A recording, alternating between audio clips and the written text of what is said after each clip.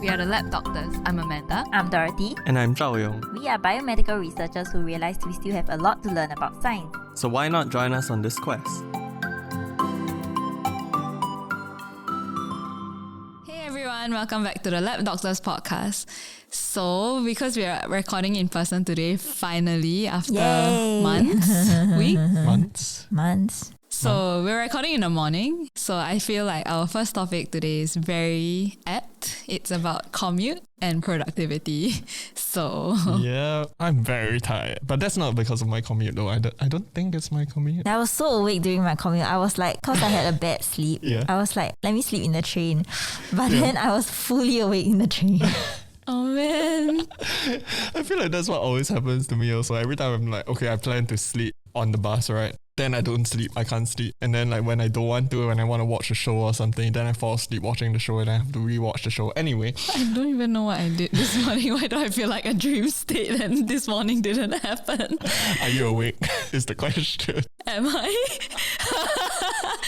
Anyway, back to commute. So for a general intro, this study was conducted with human participants, of course, I guess. And then they used a wearable activity tracker, so something similar to like a Fitbit, and a smartphone-based sensing app to capture physiological and behavioral patterns during commute. So physiological patterns meaning like heart rate, stress levels, phone usage, and also activity. So like how much you move, I guess. The system also recorded external factors such as location, weather, commute duration, and commute variability. So I have no idea what commute variability means. I looked at the paper, they also didn't say what it means. Do you think it's like, whether you can take the bus and the train or you have that option? I don't know. I'm not too sure because the others.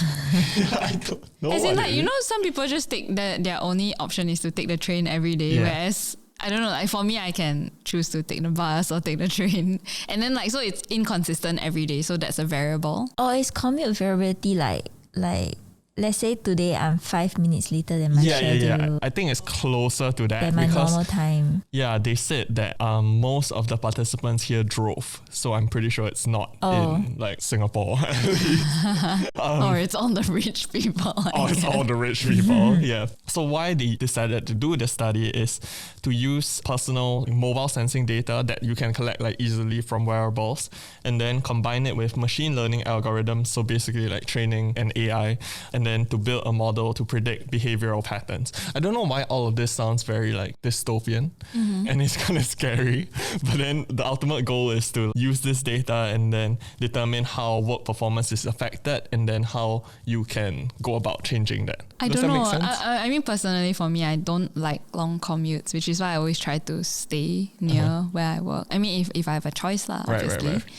And I mean, it's not because I want to overachieve. I think it's just because you don't want a long commute. Yeah, I just don't like it. And it's your general demeanor for the day. I just feel like I won't have a good day if my commute is really long. You're just wasting time also, like just commuting. That is true. Every time I need to come to work, it's like I need to factor in like 1 hour of traveling. Yeah. It's kind of annoying per trip, sometimes. right? And like per trip, 2 hours. Okay, and we're in Singapore, so it's like already quite small. Yeah. In other countries, it's worse. Some people need to drive for 2 hours in other countries and I don't understand how you do that. Some people need to come from Malaysia to Singapore to study every day and go back home. Yeah. Okay, but going into the specifics of the study, basically there were 275 workers and they followed these people over a 1 year period. So again, most of the participants were people who drove and they were also monitored 30 minutes before and after their commute. So to measure whether or not there are any baseline differences in their metrics that they measured. So are they measured when they are driving? Yes, also. So 30 minutes before, during their commute, and then 30 minutes after. Yeah. I'm just thinking like one of the things they measured is the movements. Yeah. And I'm like, but if I'm driving, I'm confirm moving what? Yeah, so that's one of the things that I want to talk about later. It's kind of weird. Okay. So productivity was assessed using 2 recognized criteria of job performance. Yeah. Which is kind of creepy. I'm just a bit creeped out that they are like actual terms for all these things. Yeah, because I think it's also for, in disease studies, like chronic disease, they will assess how much is affecting your productivity. like, so say for example, IBS, right? They've definitely done studies on how IBS affects work productivity. So they need some kind of measure. So I feel like that's not really a new thing. I don't know, but it's still very creepy to me because I've never heard of it. No, but I think even from an economic perspective, it's important to assess, it is. You know, but, like what is the disease burden? Yeah. But there's so many confounding factors because like my performance today might not just be attributed to my commute. It's like I just that's true. am unmotivated, you know? But could it be because of your commute? So I'm just going to go into the definition a bit on what these two criteria are. Firstly, it's counterproductive work behaviour. So basically negative, like you are working less in a given amount of time. And then next is organizational citizenship behaviour, which is why I'm a bit creeped out because they are like citizenship. They are such sophisticated terms for something that is so... I don't know, that I don't think about. Yeah. So firstly, counterproductive behavior is behavior that actually harms an organization. So stuff like leaving early, You come super damn early though, so I feel like whatever. Okay. Intentionally working slowly. Or taking long breaks. Actually, no, I don't think I work slowly. Like when I'm doing something, don't work slowly. Yeah. I'll do it, but like I'll take a very long break if I'm procrastinating.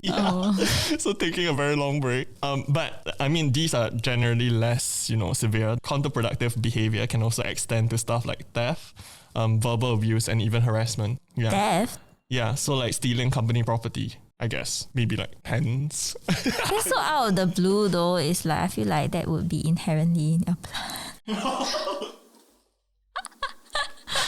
No, it's like that's just the extent it can go to. It doesn't mean like your commute can be so bad that you just want to steal. Yeah. So citizenship behavior is basically the opposite, beneficial and behavior for the organization. Yeah, I thought why countries involved in politics. So like I guess organizational citizenship. Yeah. Oh, okay. So it is broadly characterized into compliance and altruism. So compliance is just basically the opposite of it's like whether or not you do the bare minimum. And then altruism is like going above and beyond your job scope and I guess efficiency. So what they found was that compared to low performers, higher performers had greater consistency in the time they arrive and leave work. So they think that this is due to like a reduce in commute variability, which was why I think it was like maybe duration or when they reach or when they leave, stuff like that. Yeah. And hence they concluded that if you stick to a particular routine, you might actually have greater work performance. So if you start work at the same time, leave work at the same time, on most days, that would be the most ideal. Okay. Yeah. Okay. Do you think that is a person's inherent behavior? Because I feel like for people who reach and leave at the same time, it's probably because they're more structured. Yeah, and disciplined. So I mean... Yeah, so it might actually be more a correlation than an actual causation. But then I guess if you didn't have a routine and the routine helped you, then I guess that's fine. Oh, yeah, that's great. Yeah. So that's the thing. I'm like, I come and leave at roughly the same time every day and yet my performance is still kind of shit, according to me. So... Yeah, I feel like that's a self-assessment. I don't know. So maybe... I don't know how... Imposter syndrome. Maybe. Anyway, so there are also additional differences between high and low performers. So high performance, again, that's why I feel like in general, it's just high performance may just be more organized in general because they tend to have physiological indicators that is consistent with greater physical fitness and higher stress resilience. And then low performers also have higher stress during times before, during, and after commutes. And low performers tend to use their phones during commutes. Which I'm a bit scared of because they said 95% of the participants drive. Oh, so I'm like, drive and use their phones. Yeah, that's not very good. But okay, please don't drive and use your phone. That's so weird. Yeah. Lastly, they also found a correlation between physical activity during the commute. So like, let's say if you walk to work, as in there's a part of your commute that involves walking, apparently that improves productivity as well. Yeah. Maybe because it wakes you up. Yeah. But I don't know. I feel like I have that and Like nothing works for me basically. I just want to like teleport here. Yeah, I was looking through this because I feel like very unproductive sometimes when I come to work. Then I was just wondering what I could actually do to improve that, and I feel like I'm doing most of this already, and it still kind of doesn't work for me. But I wanted to ask, how reliable do y'all think this data is? Because they use like wearable tech and they measure. Okay, so heart rate I guess can be relatively accurate, but stuff like stress levels and also physical activity is kind of confounded. Like Dorothy said, if you drive and it's like a watch on your hand, you're gonna move the steering wheel, and that doesn't mean that you're actually moving. But So it how makes a accurate are diff, these right? things? Like if you're moving your hands, it doesn't count as steps though. Like, No, sometimes it does though. oh really? Yeah. When I play the drums, I clock a lot of steps. Yeah, and then like that time steps challenge and like how people use the step counter and they just shake their hands. I mean, I see it a lot on like trains and stuff lah. So I don't know how Interesting. Okay. accurate it is. And then also so like stuff like stress, how they measure it is also based on population data, right? So Yeah. they use your maybe heart rate, Yeah. SpO2 levels, and then they just chart according to like a population graph to see When people are stressed, what is the like heart general rate and the and it isn't necessarily an indicator of like individualized stress, personalized stress. yeah. So I don't know how. And who is judging their productivity? Yeah. Is it them? So it was mostly self-reported. Every time a study is self-reported, Yeah. I'm like, Yeah, No, you don't know how. because you are saying that you're not productive, but you're measuring it against yourself. Yeah. Oh, but I guess the data is all against yourself, right? Because Yeah. So they self-assess their baseline, and then when they were charting the commute and how it affects, then so it's also hopefully them. that kind of reduces some of the error because you're already cancelling out individual variables. Yeah, I don't know. It's in a sense that it is like you are judging yourself. You are your own judge. But, I feel like sometimes we're not the Best judges, judiciary systems of our own lives. Yeah. I don't know why I said that like that. I don't know. I just find it so weird. But do you all feel that a commute can affect your day? Oh, definitely. So that's why I wanted to bring up some anecdotal stuff from my own life also. So sometimes when I meet certain people on the bus or train, as in people that I don't know, strangers, and then they throw me off by maybe cutting in line or like they just give you the and all those kind of like passive aggressive actions that make you feel angry because I feel very personally attacked. And then I'll spiral and I'll think about that constantly. And even when I come to work, and then I'll complain to like Amanda or Dorothy about how my commute was very bad and how I'm very angry. And then, that's the mindset that I come to work with, which I think then affects performance. I feel like that will affect performance or productivity because you're complaining. You're wasting time complaining. That too. So apparently the bad behaviour also includes gossiping. Of course. Yeah, so I feel like for me personally, anecdotally, it kind of does affect. I don't know about y'all. For me, long commutes. Okay, so like I take about 1 hour to travel. So when you wake up, right, you're like the freshest, correct? Like you wash your face and everything. But I feel like after traveling, so I feel like because you just. And I guess the phone thing sometimes make you want to sleep. Like it makes your eye tired. If you use your phone too much, you'll start falling asleep. So when I reach work, and then I'll just be like a bit tired. And therefore I feel like traveling wastes time and make me tired. So if I have a shorter traveling time, maybe I'll still reach work more fresh. How about when you are driving? Do you feel? When I'm driving, yes, there is definitely stress because every day is like a different. But it shortens your commute time. Yes, it should shorten your commute. If not, you shouldn't drive. Yeah, but do you feel like any different if you like driving versus public transport? I will feel happy if I can drive because like I'm in my own space in terms of like I know that the car is right there and then I can drive to my doorstep. I don't have to like change different trains or change the train and squeeze with people. Right. But when you drive, it's also very stressful because you are facing like you can die. Compared to like taking the train, the chances of dying is so low. So I have to be like, and then there will always be bad drivers, inconsiderate drivers. Let's say. Yeah. And like for nothing they'll horn you, and then you'll get stressed or like something happens, and or like if I'm late for a meeting. So driving is like the time is more variable because some days there'll be a random jam. True. Like there was one time we're supposed to record. Yeah. I came at like half an hour later or something. I don't remember. I don't remember. I was like, because the Google Maps was like, we can reach in time, Okay, and then suddenly like as I was driving, there was a fresh accident. Yes, the whole route got thrown off. Yeah. Yeah. And I feel like it definitely affects the frame of mind that you enter work, you know? Yeah. I'll feel bad if I'm like late for a meeting or something like that, or I got not enough time to prepare my stuff. Yeah, so that's why I'm like, my main question for this entire thing was like, then how do I change it? But they didn't give me a solution. So I'm like, okay, great, more routine. I don't know, like But how I much think more routine do I need? It only affects like a bit. I don't think it affects a lot. Like maybe it affects the first 1 hour of my day at work. Interesting.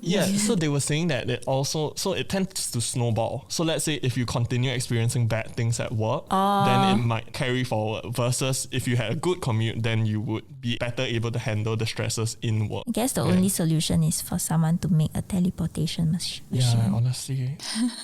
I mean, even if it's like vaporizing my body and then recreating and installing my consciousness there, I'm like, yeah, that's fine. Just do that. I don't know. They should check if like working from home improves productivity. That is a good point. Yeah. So Because this you don't study travel. was mainly conducted before COVID, and so maybe it'll be interesting to follow up on that. But then again, there's so many variables because when you work from home, you are like Other stressors like maybe children, and other motivations. distractors. Yes, like the bed, the TV, the phone. Yeah, that's true. No eyes watching you. But I was reading about this, and apparently employees prefer work from home and flexibility versus employers or like senior management that actually prefers working in office. Yeah, because the employers like to watch you do your work. They say that it's also partially like the experience. So employees, they don't have their personal space and stuff like that. Versus employers, which have offices, so they have a personal room. Okay. Yeah, and then there's less supervision. Yeah, so that's why there's a gap there. But I don't know. I mean, personally, if I could conduct more of my work at home, I would also rather do that. I guess for me, sorry not to be like I didn't do anything, but I just thought of a story because you know sometimes when there's train faults. Yes. Yeah. Yeah. That really flusters me when there's a train fault. So basically the trains are delayed. And usually it's for 1.5 to 2 hours. Okay, 1 to 2 hours, I would say. And then they'll have either replacement bus services or you just wait at the train station. And I feel like that brings out the worst in people because everybody's just so inconsiderate and it drives me crazy. And in those instances, my whole day is ruined. And also because I'm someone who likes to plan, so usually I already have a plan of what time I'm. Yes, the routine. And when it's not when things don't go according to plan, I get very flustered. So I think this actually like describes me if there's a bit of commute variability. So okay, the train faults obviously are the most extremes, right? Like where I reach 2 hours later. That obviously throws off my whole day, right? But even if I reach say half an hour later than I expected, I would feel that but not for the rest of the day, but it would just be maybe in the morning kind of thing, you know? So I feel like this is quite applicable to me. Also, buses are so variable. Yeah, it's Cause of traffic lah. Yeah. So like, I mean, train usually is like plus minus 5 minutes, but for me, buses can be like plus minus 20 minutes. Because if I have to wait for both buses like 10 minutes, then the shuttle bus doesn't come. Then so I don't know. I feel like this is I'm quite opposite. I like train faults. Like, cause caveat is unless like, cause when we do science, right, we have time points. Unless it's like my experiments are affected, then I'll be anxious. But in terms of like, let's say I really got nothing planned in the day, like to me, I'm just sitting at my desk doing admin work.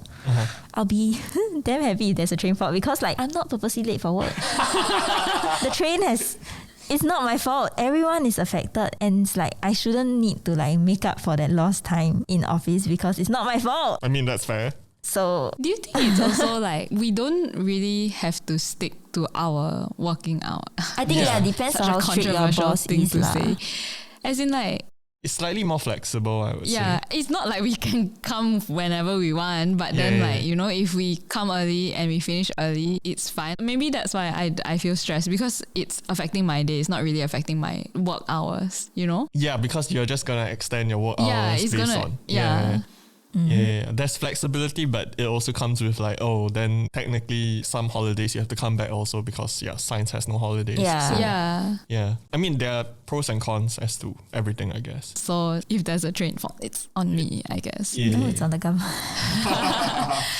It's on the train company. And as usual. Controversial way to end. No, but I like it.